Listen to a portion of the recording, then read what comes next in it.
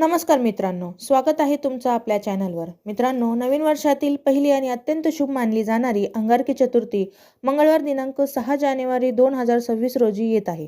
जेव्हा संकष्टी चतुर्थी मंगळवारी येते तेव्हा तिला अंगारकी म्हणतात आणि याचे फळ वर्षातील सर्व चतुर्थींच्या बरोबरीचे मिळते.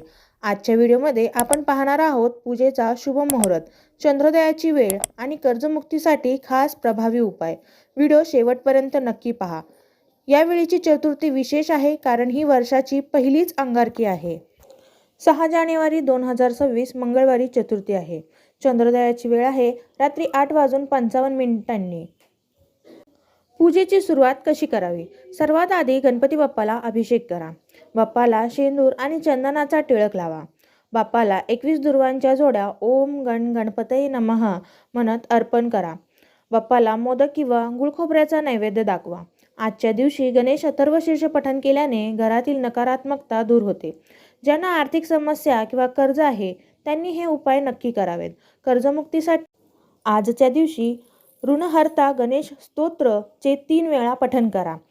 कामातील यशासाठी गणपतीला लाल जास्वंदाचे फूल आणि शमीची पाने अर्पण करा.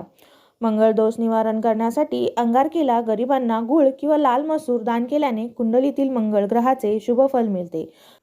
या दिवशी बाप्पाला तिळाचे लाडू आणि तिळाचा तिळकूट अर्पण करणे अनिवार्य मानले जाते. शक्य असल्यास आंघोळीच्या पाण्यात थोडे तीळ टाकून स्नान करावे. यामुळे शरीरातील नकारात्मक ऊर्जा बाहेर पडते. वाईट नजरेपासून संरक्षण.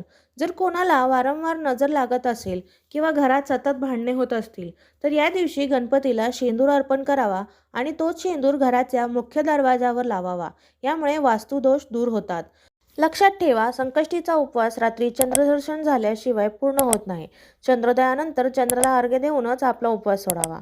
लंबोदर गणेशाच्या कृपेने तुमच्या सर्व मनोकामना पूर्ण होत.